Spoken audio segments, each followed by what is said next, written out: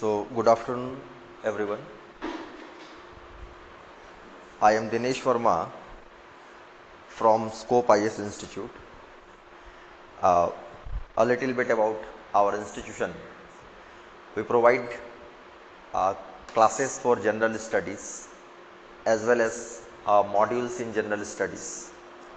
Besides, for general studies, we provide the test series to students for the betterment and updation of the preparation. Besides, we provide the optional classes, and today we are there to discuss about the geography optional subject.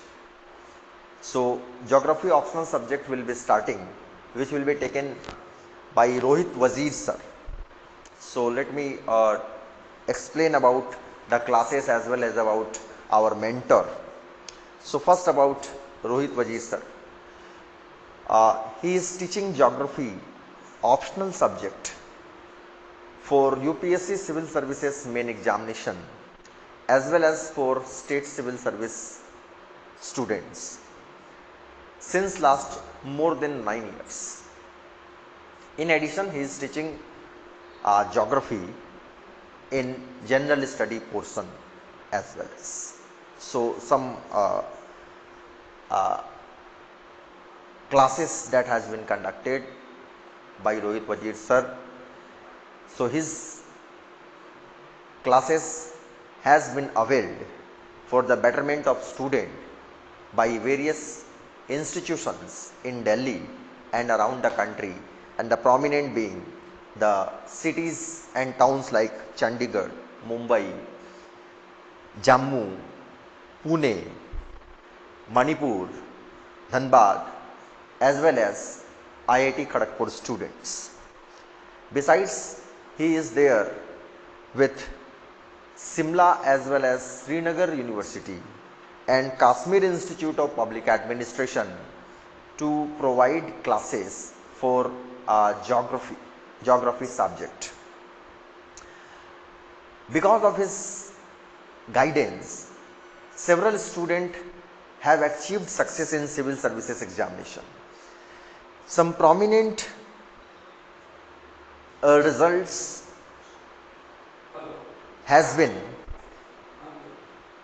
in the year 2015 UPSC Civil Services examination, his student has secured All India rank 81. Besides, in the same year, the highest marks in geography optional has been secured by his student. However, unfortunately, that student was not selected, but he got the highest marks in UPSC Civil Services main examination in the geography optional subject. Besides, there have been state toppers right from the year 2011 in the state of Manipur, Jammu and Punjab Public Service Commission examination. In the year 2017, the second state topper in Jammu Kashmir Public Service Commission was his student for geography optional subject. So, these are the quality of teaching that had been conducted by our mentor Rohit Wazir sir. Now, let me explain little bit about our classes that will be starting. The geography optional classes will be a comprehensive classroom program. It will span over a period of nearly 4.5 months, and the total classroom hours of discussion will be nearly 280 hours. Other salient feature of the program is the periodic test that will be conducted along with the class, and the test that will be conducted will be after completion of each topic in the optional subject as divided for the sake of preparation and completion. The class schedule will be Monday to Friday from 11:30 am to 1:30 pm. Besides, some special classes can be conducted on weekends. The student will be given the advanced class schedule for next 15 days at the time of beginning of the classes, so that they keep track of what is going to be done through the classroom program in advance. Another salient feature will be the updated, relevant and concise class material, which will be distributed to the student, which they will be able to read and learn to track the classroom discussion. Another very important announcement from the side of Scope IAS Institute is, for this geography optional classes by Rohit Wazir sir, we are allowing the first 30 students enrolling for the class who will be given the online login class link as well, and that will not be charged at all. So the online class link that is provided by our technology partner neostencils.com will be given to the students, so that if someday they found it confusing, they may revise it.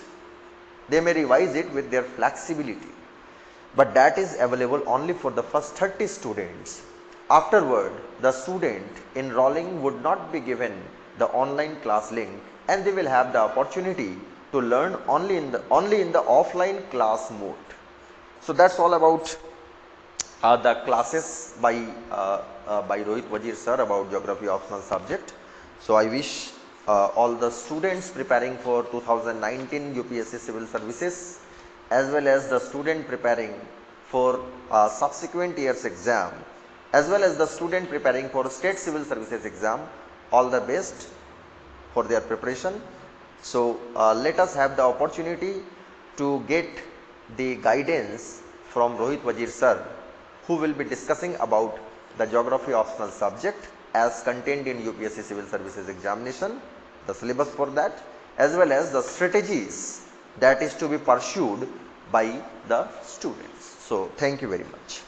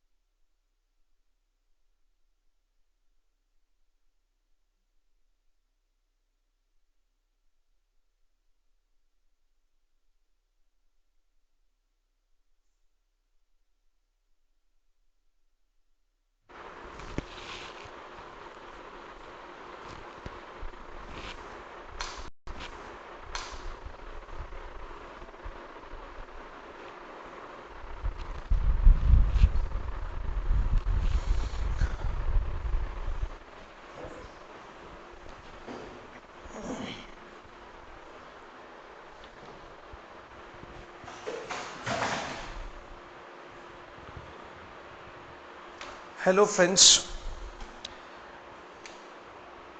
as sir has already told that we are going to discuss about geography optionals, as in what to take, how to take geography options, why to take geography optionals. And over the years I have seen a lot of queries, a lot of people who demand some answers that why should we take geography as an optional. And then we decided to plan this class so that we can reach out to those people who are doubtful about geography optionals. And also those who have decided to take geography as their optional in mains. What should be the strategy? How should we proceed? What are the advantages of the geography? What is its relevance in general studies? And also, what is the best approach to score maximum marks in geography? So, I will begin with the syllabus for geography.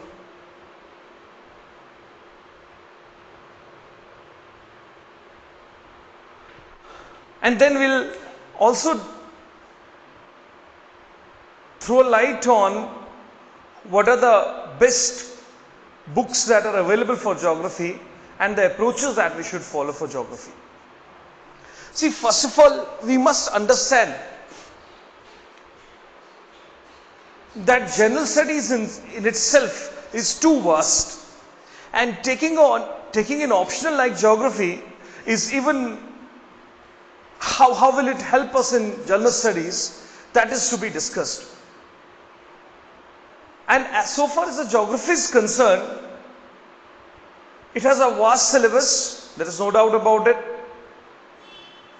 There are a lot of books that we refer for geography. But then if you see, over so many years, it has been one of the most popular optionals for civil services because of its advantages. I'll just highlight some of the advantages. First of all, the objectivity that syllabus has, that the subject has. Like for example, there is a well-defined syllabus, and therefore a structured answer is possible. The questions that have been asked and that will be asked will be more objective questions. That means the answers should be having objectivity. It is vast, therefore it also has a relevance in general studies. It's very much relevant. Relevance in general studies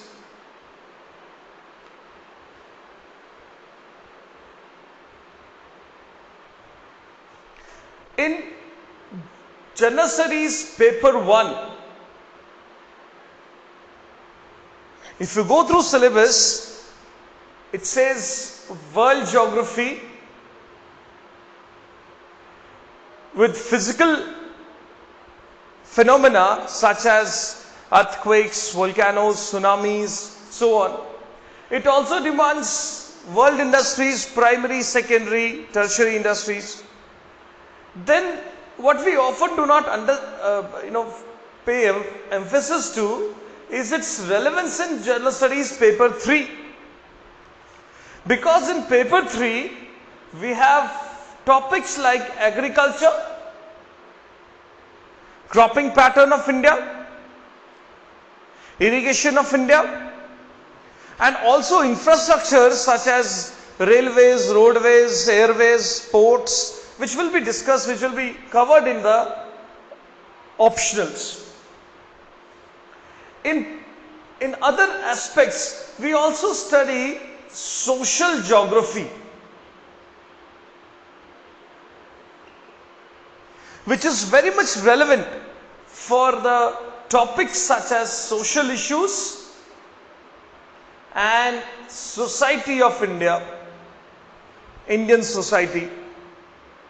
So very much useful when it comes to the relevance in the general studies.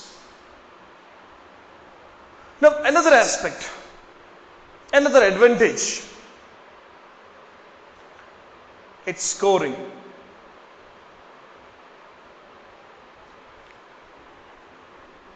If you go through the previous year marks, you will find that most of the candidates in geography have scored more than 260 marks. And some of them, most of them in fact, have scored more than 300, which makes it a most winning optionals in the civil service examinations. And how to score, that we'll be discussing. I'll be discussing that a little later.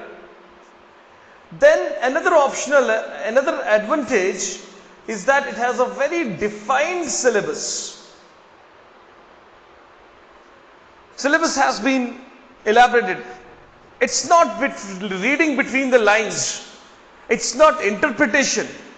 The topic is mentioned in the syllabus, and if you check the previous year question papers, most of the questions have been asked from this defined syllabus, straightforward.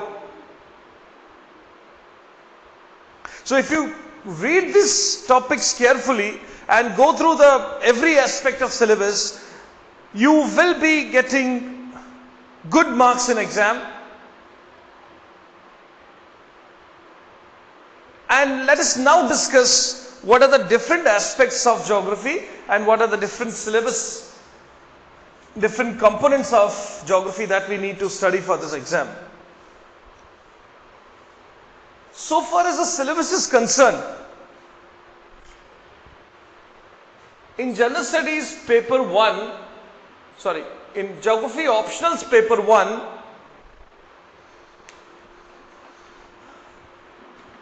it is mentioned as physical geography.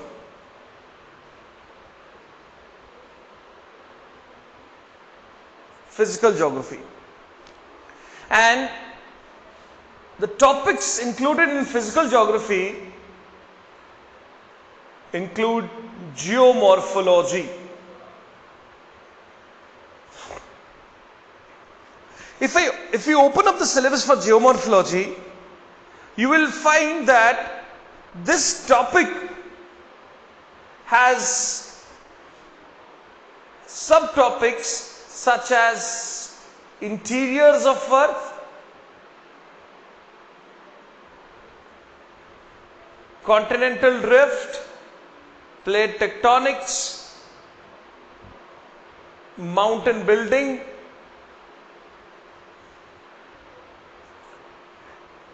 related phenomena such as volcanism, earthquakes, tsunamis, and cycle of erosion.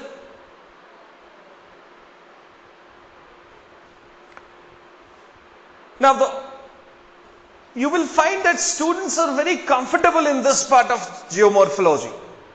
They have ample resources to fulfill the need of the question for these topics. Relatively problematic area includes next topic of geography, that is slope development and the theories related to slope development, denudational chronology,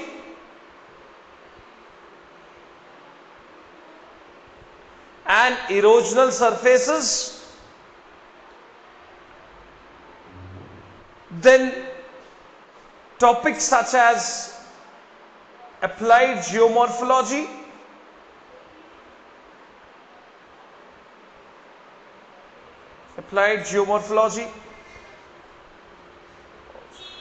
we have this channel morphology. In these syllabus, in these topics, the material, either it is not very concise or it is not very easily understandable. So this part of geomorphology therefore becomes little more challenging than rest of the geomorphology. But if you prepare these topics carefully, you will observe that most of the questions have been asked in the past 5 years from these topics. Slope development, denudation chronology, erosional surfaces, channel morphology. So the bulkiest topic is geomorphology.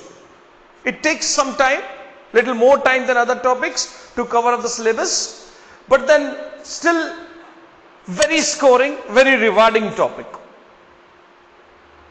Right? Then the second topic that is mentioned in the syllabus is climatology.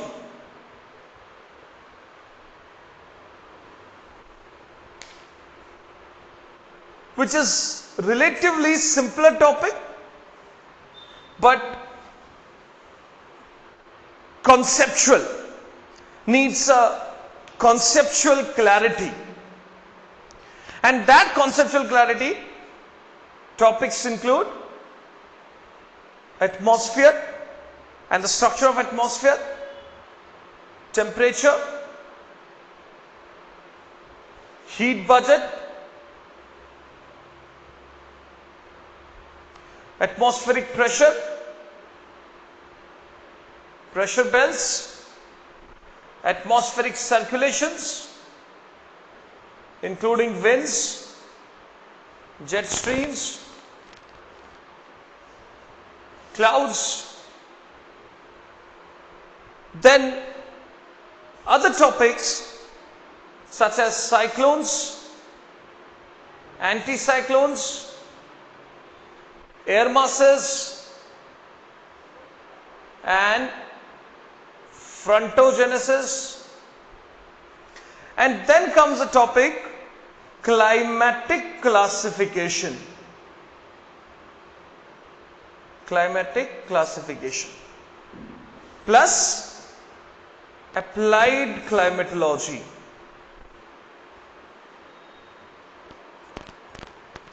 Again, in this topic, relatively tougher part is this climatic classification, which is very, very useful for exam.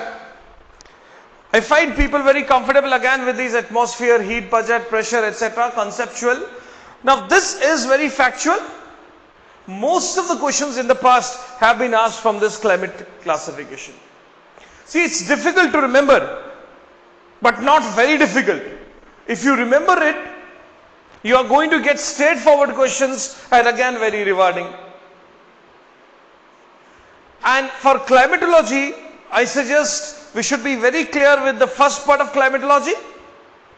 That is a basic understanding about temperature, pressure and all. Then the second aspect becomes very easy. The climatic classifications become very easy. It would also require your good understanding on world maps, good clarity on the world maps, and then aspects of climate change and climatology and urban climate. Relevant, very relevant, especially when we discuss the natural disasters. It's very relevant again in general studies as well as the optionals.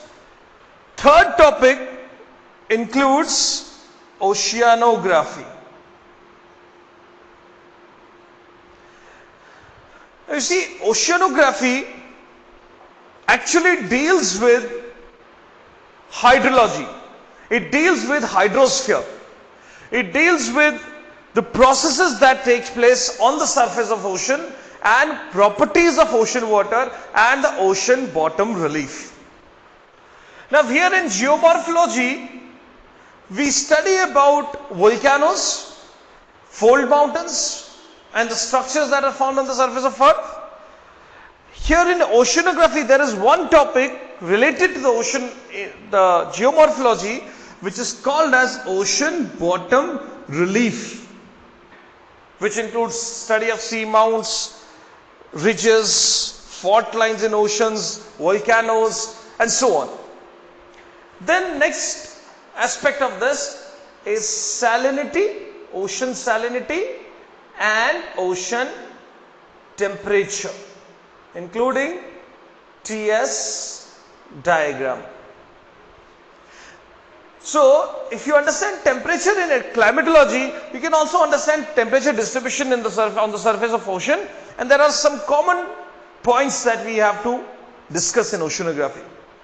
Apart from this, apart from the two, little more challenging topic here is salinity, or it is called as heat and salt budget, which is a bit more technical in the sense that we have to understand what is the source of salt in the oceans, how does it maintain the balance of salt. Budget means what?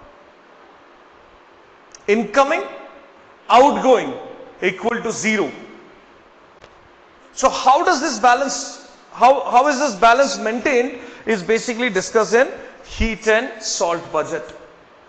Then some ocean circulations, which is very interesting and very relevant for climatology also, which includes mainly ocean currents. And ocean currents are very, very important in determining the climate of a region. Say for example, regions with the warm ocean currents have frequent cyclones, and regions with the cold currents have deserts. That's because of, we need to understand the phenomena of air masses and relate it to the ocean circulations. Then apart from this, tides, waves, which are a part of ocean circulation, there is a topic for coral reefs. We all know corals are marine organisms, and the geomorphic structure that they form by the accumulation of calcium carbonate and dead corals along with mollusks are called as reefs. So we need to understand what are different types of reefs, how are they important for human habitation, and the distribution of corals. And there are some theories related to this. Then apart from these coral reefs, we also have to understand ocean deposits and resources.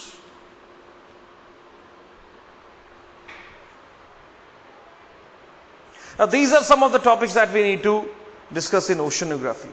See, if you look at these three topics, you will find that in paper 1, section A, most of the questions have been asked from these topics. And if you understand carefully, you see it is geomorphology, that is lithosphere, it is climatology, that is atmosphere, it is oceanography, that is hydrosphere. And when you sum up all this, it becomes biosphere. And fourth component is biogeography, where we study soils, which is more technical topic. It takes some time to understand soils and the distribution of soils. Luckily the question have been simple in the past, but then it takes some time to understand soils and remember types of soils. Then we have to understand in this, in biogeography, the principles of ecology, ecosystem, distribution of plants and animals, factors affecting distribution of plants and animals, ecological succession. So basically, principles of ecology in detail needs to be studied in biogeography. And then comes a fifth component, that is environmental geography.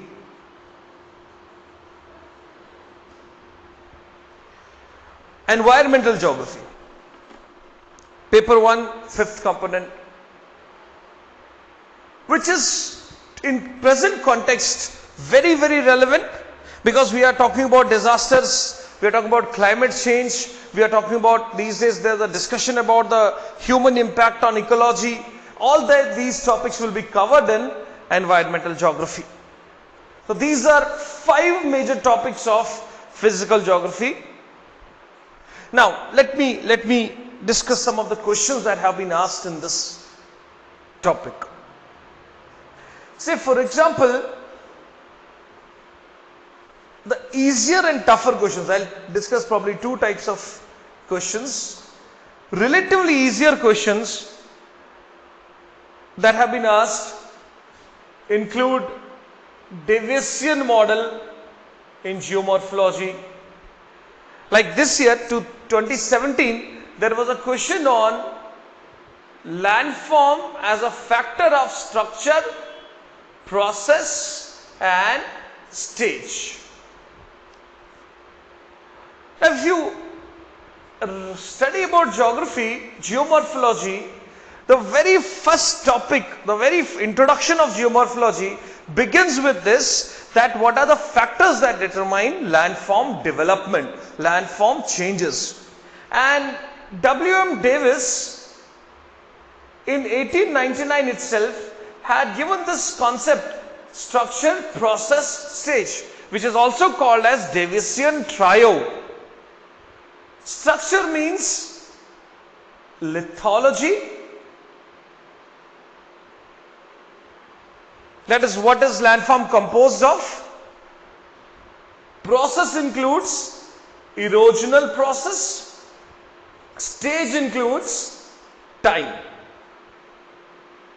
Now, a landform that has metamorphic rocks takes a lot of time to erode because it resists erosion. Compared to sedimentary rocks erode much faster than other two types of rocks, that is metamorphic and igneous rocks. So, landform development is determined by the composition of the rock. Process, see, the river process is quite different than the glacial process, is quite different than the wind process. So, the landforms that you find in all the three types of erosive agents is quite different than each other. So, process determining landform. Then stage. You find if the landform has been formed in the recent era, like Himalayas, we have generally structures like V-shaped valleys, we have waterfalls, but mountains like Aravalis do not have V-shaped valleys because the time of origin was very old. They have become old. So, the landform development dependent upon structure, process, stage. It's an relatively easier question to answer in exam. You have a lot of material to write.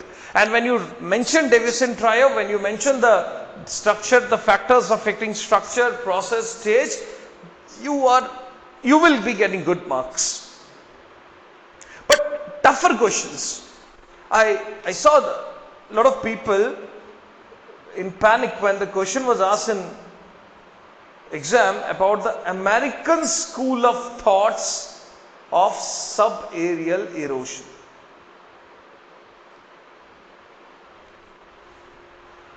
Of subaerial erosions. See what happens. We all know that most of the students who opt for geography optional, geography subject in the civil service examination, do not have geography background. They have not studied geography in academics. But because they find geography interesting, they find it relevant, they can study, they can score good marks, they choose geography optionals. One of the mistakes that we make is we do not focus on this geographical thoughts. It's obvious because we are not from, the students are not from academic geography. But if you understand thoughts, you should be focusing on how does this topic comes into geography. What is the history of that topic? Who all have contributed in understanding, in presenting theories and explaining the processes. So obviously you cannot start when you are afresh. But when you complete the syllabus for the first time, please also read about the history of that topic, the contributions made by various geographers in that particular topic. See here, American school of thoughts, it is not easy if you do not understand the contributions made by American geographers like J.W. Powell, who gives the concept of base level, W.M. Davis, who synthesizes this geographical school of thoughts in 1904, G.K. Gilbert, who talks about fluvial erosion and the laws of fluvial erosion. So we cannot handle this question. You must also relate it to the various geographers who have contributed in the development of theories in explaining various concepts. And for that purpose, please also read the first chapter of your books. Many times we do not read the preface of the book and we start directly with the topic. The first chapter sometimes is very, very relevant, very important. In fact, it's every time very relevant because it throws a light on everything that has been covered. It gives us an idea about all the topics that are to be covered in the book and the various geographers or various contributors for the particular theory or a model or any concept. So that is the point where we do not focus upon, and these topics, these questions become difficult. So this is about physical geography and aspects related to physical geography.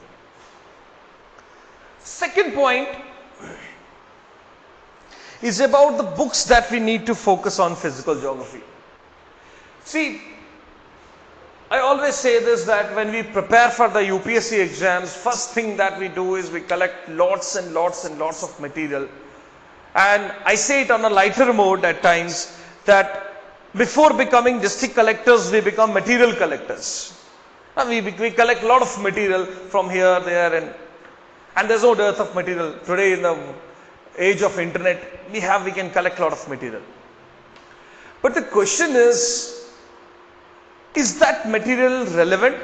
And even if it is, then are we in a situation, or do we have enough time to read all that material and read it 4 to 5 times so that we can comfortably reproduce it in the exam? If no, then there is no point having so much of material.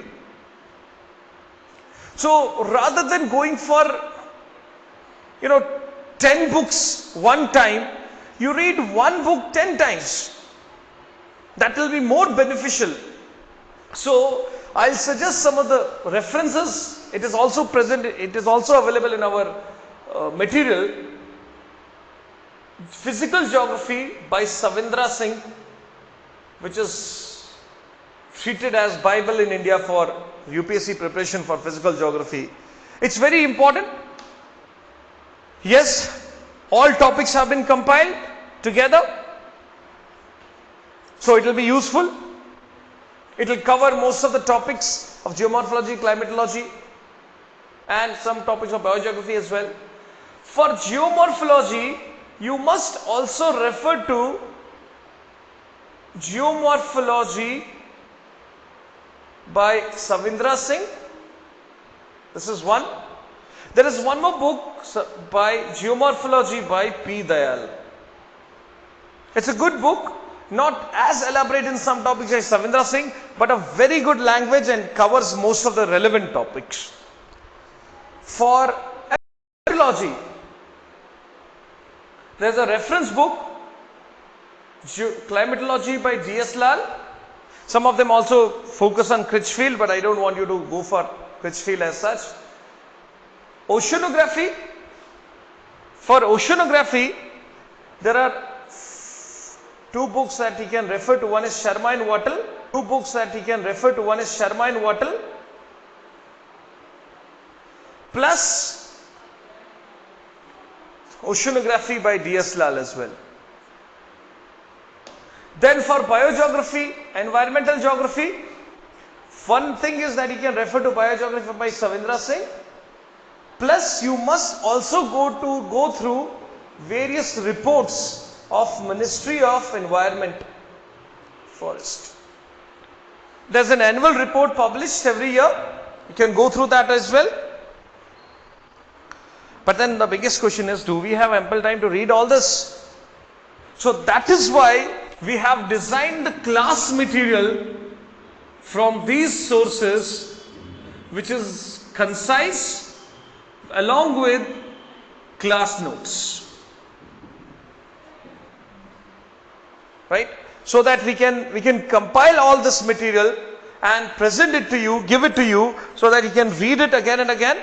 You need not to worry about reading many books.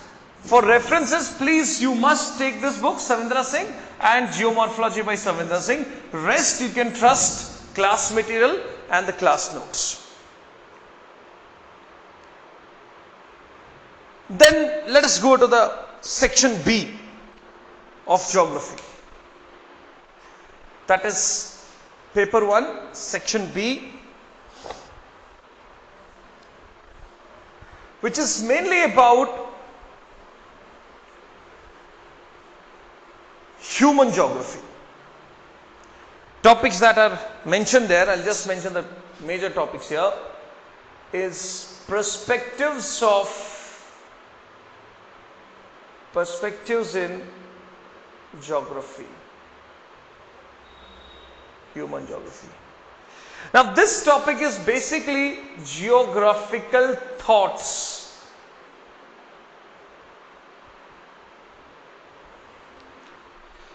As I mentioned earlier, when we say geographical thoughts, we actually mean how geography evolved as a subject. I'll just take 2 minutes to elaborate this geographical thoughts.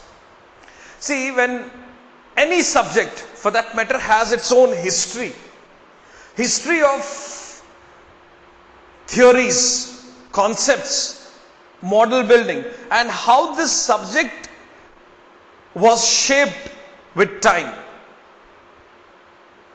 and how the philosophy of the subject develops, methodology of subject develop. That is what is studied in geographical thoughts. And students from non-geography background actually do not get linked to this subject so easily. That's simple reason because in academic geography we study it for 3 years or 2 years of post-graduation, so 5 years are good enough to get linked to a subject. But here we have very limited time, 4 to 5 months to prepare an optional. But you see, it's very interesting. Interesting because if you see, geographical thoughts has a relevance in every topic that we study, be it the geomorphology, climatology, settlements, population, economic geography, or for that matter Indian geography or political geography. Because there have been contributions made by various geographers. One of the prominent contributions were made by Greeks. They laid the foundations for physical geography. They defined geography as a description of earth.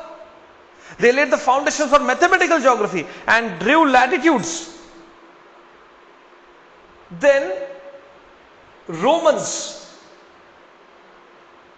There was this very famous Roman geographer Strabo, who wrote some of the most voluminous books in the world and had given a geographical account of many countries in his 17-volume book Historia Memoirs,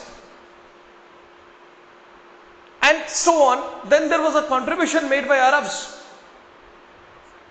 Now this is just a brief idea that we should know how geography has evolved, and after that there are some topics, philosophies such as areal differentiation, such as regional synthesis, such as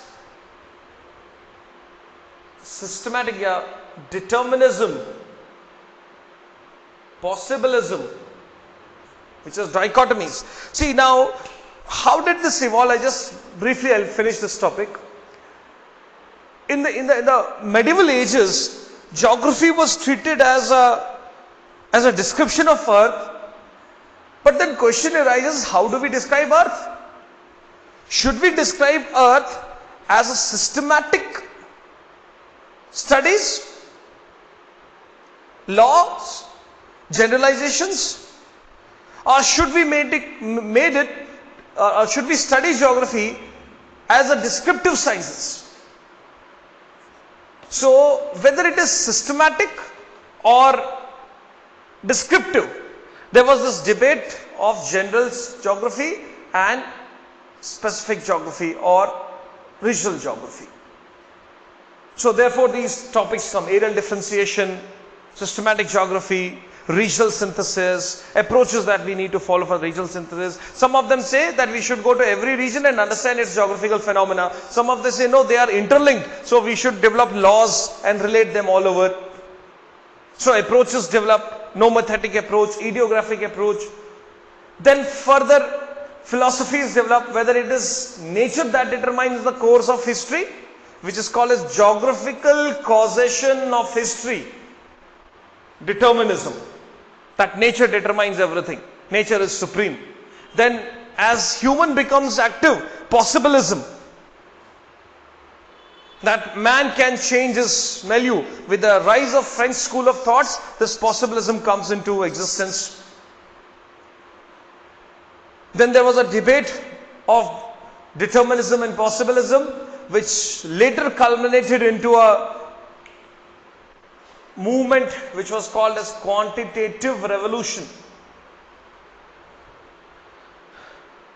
Now and then later there was another part of geography that was added called as welfare geography, where geographers started understanding why one continent is not developed despite having the same conditions. Say for example, Africa is tropical, India is tropical, Australia is tropical. But we don't have the same level of development in all the three continents, all the three regions. So had it been general geography or systematic geography, then same conditions would have led to the same result. But it is not the case. So this branch of geography, which understood the inequalities, which started understanding and studying the inequalities and the cause of inequalities, and also advocating reforms, becomes welfare geography. That is how the next topic comes: human development in Human Development Index. Now this is about a very interesting part of geography called as perspectives in geography. It's all that you need to get linked to this topic. Have to, there is no other option. And once you link this topic, you will understand that every topic that we have studied in geography, from physical geography or human geography, or for that matter regional geography, is somewhere related to geographical thoughts. That way it becomes very interesting and very useful for exam.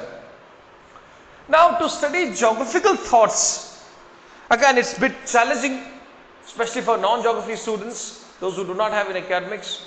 There's a book by Sudipta Adhikari.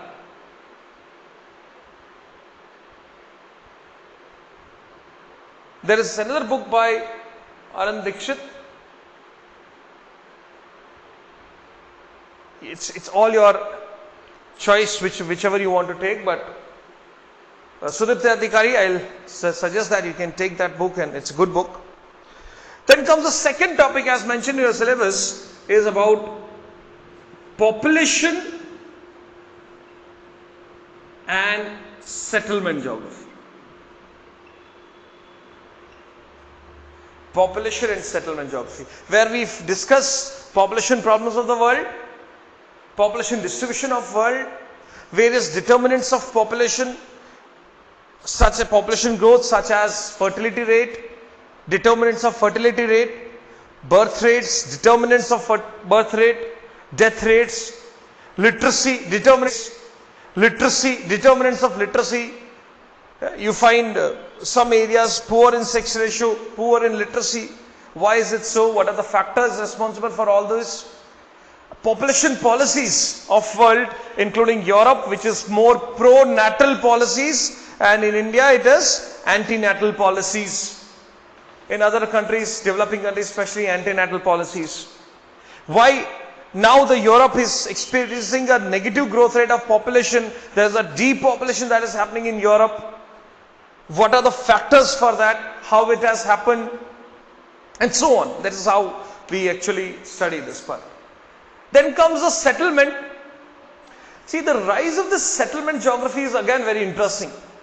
We all know about world wars, And there was a lot of destruction during the World War time, especially in Europe. So now there was a need of reconstruction and re-establishing cities which were destroyed. So geographers started understanding the city pattern and the best possible city, best possible plan for the city.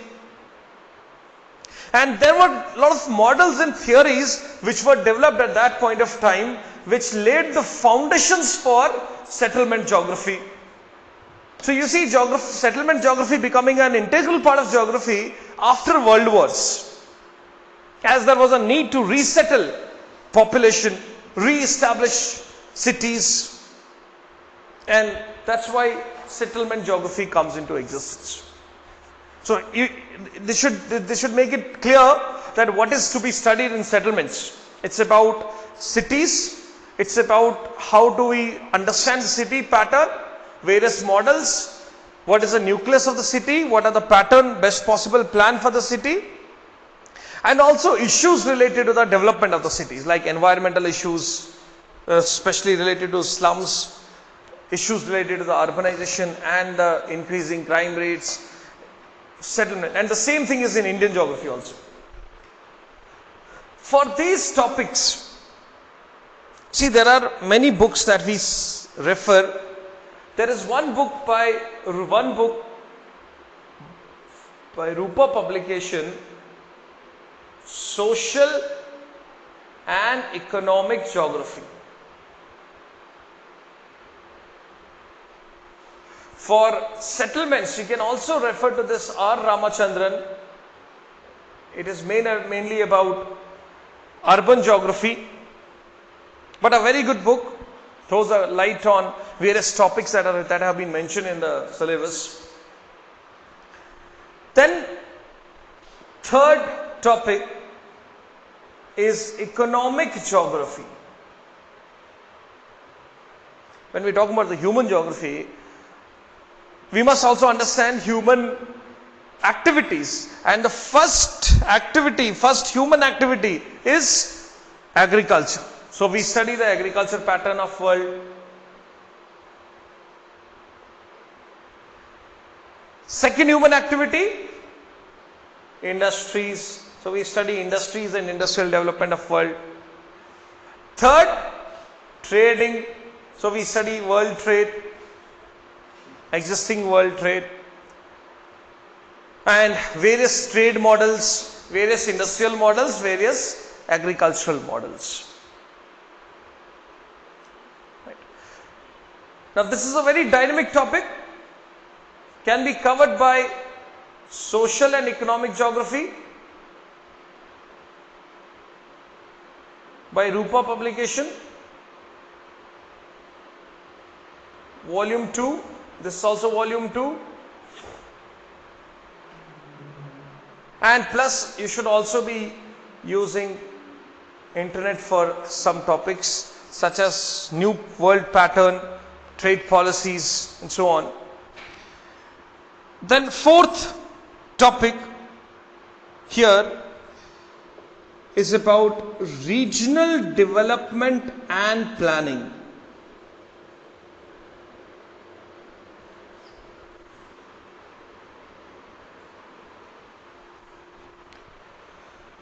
Regional development and planning. See, in this part of geography, first of all, we must understand what is a region, because regional study is a part of geography. And how do we define a region? It is a homogeneous entity. It is a space with homogeneity, with a fixed boundary. So we divide regions in different terms, such as institutional regions, like agricultural regions, like city region. So we have formal regions which can be quantified, like rainfall, agricultural production, per capita income regions, high per capita income regions, low per capita income regions, and so on. And then we have functional regions. Functional regions include cities which have functionality, like suppose industrial region, mining region, where the classification of city is done on the basis of its functionalities. So first we must understand region. Once we are done with the region, then we discuss its development plan. This is also mentioned in your paper 2, geography optional paper 2, regional development and planning in India, planning of backward regions, which we started actually with the 4th 5-year plan, because now we do not provide general plans. We understand the region, first of all delineate a region, crystallize the boundary of the region, understand the problems of the region, and then give the possible solution which is more surgical to that problem. That is what is to be discussed in regional development and planning. Will provide an extensive class material for this. Apart from that, you can also study books on regional development. You should be aware of the regional development programs that have been started by Government of India, like Hill Development Plan, Tribal Development Plan, Drought Prone Area Development Program, watershed programs. So that is one aspect. Apart from that, updated class material will be provided. Anyways, material will be provided for all the topics, because we understand that you cannot read all the books. It will be very difficult for you to concise all this. So a concise material along with the class notes will be provided. But approach should be more contemporary in this part of geography. That is about paper 1, and the last topic is mentioned here is models in geography. For this models in geography, you need not to worry, because see, in population there is a topic called as demographic transition. So when we study demographic transition in population, one of the model is done. Then we have agricultural location model, industrial location model, that will be covered in economic geography. Growth models covered in the regional development and planning. So it will be anyways part of human geography. Now how should you approach human geography? See, when we study physical geography, there are a lot of concepts that are related to sciences. We need some background of understanding basic temperature, pressure, and some science based. Here it's more descriptive. You should have more information about the world so that you can analyze. You should have more information about the world agricultural patterns, distribution of industries, and the recent problems experienced by industries. That is where we have to focus. Questions in this part of geography have been relatively simpler. They have been very easy. But again, you need to read extensively so that you can answer all the questions. And chance of scoring is very high here, because questions are not very difficult. They are simple questions, and the answers should also be to the point answer. Should not waver much. Should not waver at all. In fact, you should be very straightforward in answering the questions. So that is what is needed in the human geography aspect. Then when we see the second paper, paper 2 of geography optionals, it does not require any elaborate description, because if you study paper 1,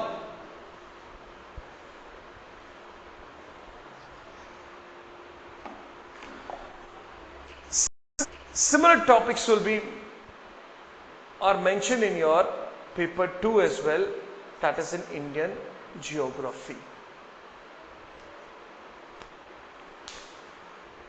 It's the applied part of paper 1 and paper 2.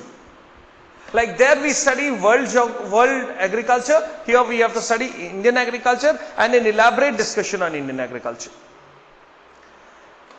And if you look at the question papers in Indian geography, paper 2,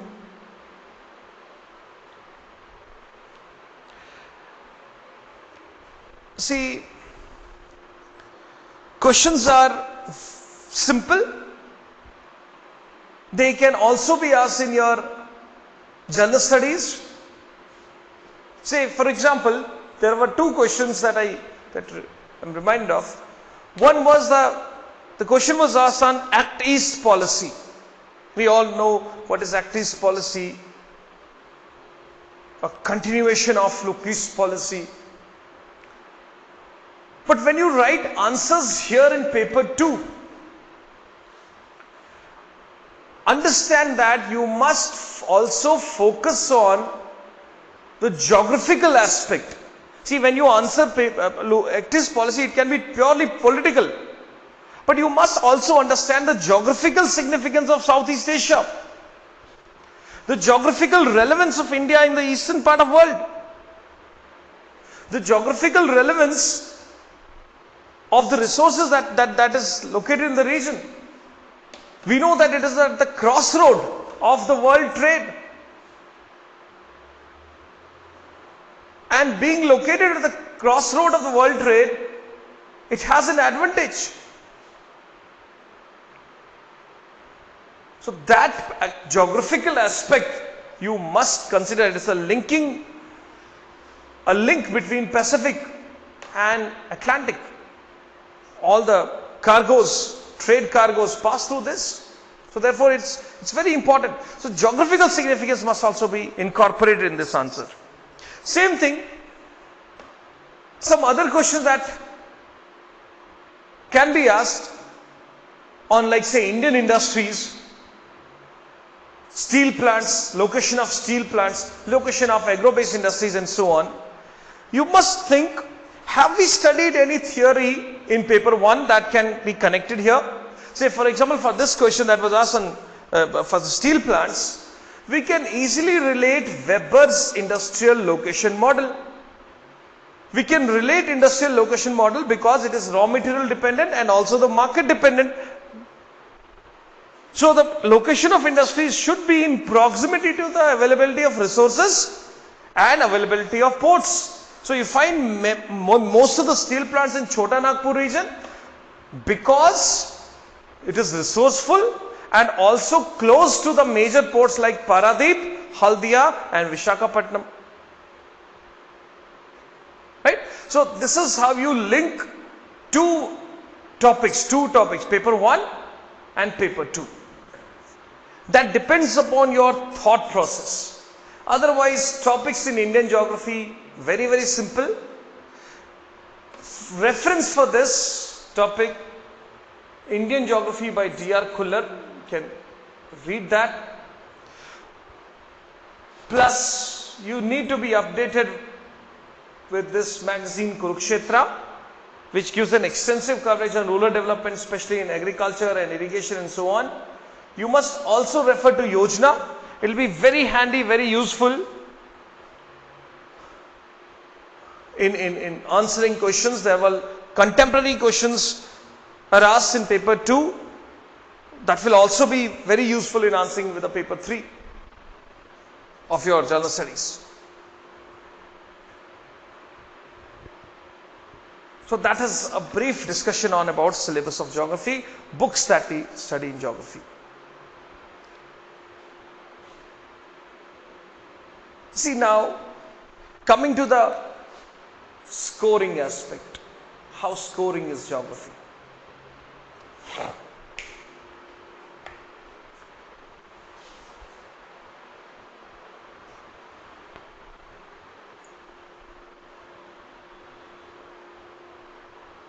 How do we get scores?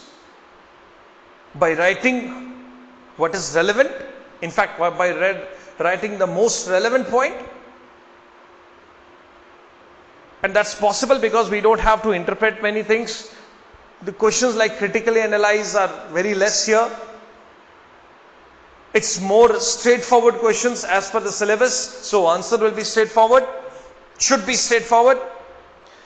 So first of all, first point, it is direct questions.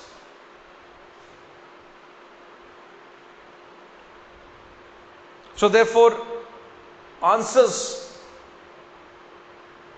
should be direct. Second,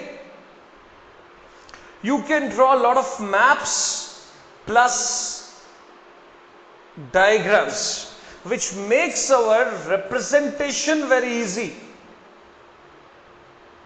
If you see two papers, one has not drawn diagram, the other has drawn diagram, obviously the relatively more marks will be given to that one who has drawn the diagram. Relevant answers plus diagrammatic representation along with maps. That is how it makes it more scoring than other optionals. Because the subjectivity in answer is less, the chance of scoring is more. Because we have maps, diagrams, representations, chance of scoring is more. Right? Comes to the vastness of the syllabus. Vastness. Of course, it is vast that we have studied physical geography, we talk about climatology, we talk about oceanography, we talk about other topics as well, including the human geography topics, political geography.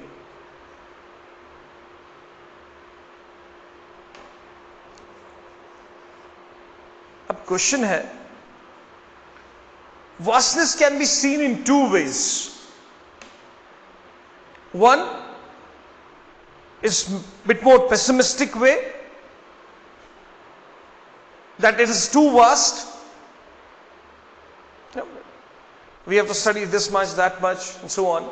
But I'll tell you, it gets over within 4 to 5 months, 4.5 months, with a class of 280 hours or so, approximately 280 hours. It can easily be covered. And because it is objectivity, you understand the concept once, you read it 2 times, 3 times, you will not forget. You need to understand the concept very well and you can reproduce in the exam.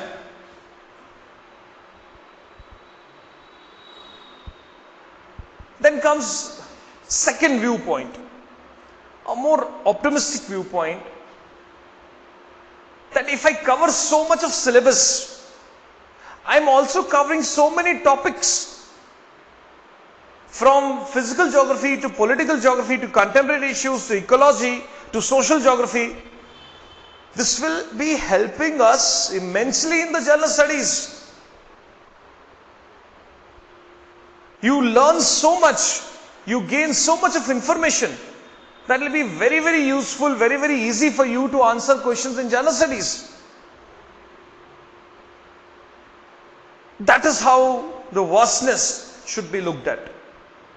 It's up to you whether you see it as a pessimistic viewpoint, it's very vast, difficult and so on, which is not very difficult and which is not, it's not that it's not going to get over. This is the time limit in which we will be finishing the syllabus, along with your discussions on tests and so on. Second is that when you cover so many topics, you also gain so much of knowledge. You gain so much of information that you can easily handle questions in exam, in general studies as well. And also remember one point. One thing that gives us confidence, the only thing that gives us confidence is information, is knowledge. So, I hope I have addressed some of your queries. I hope I have been able to present geography as an optional.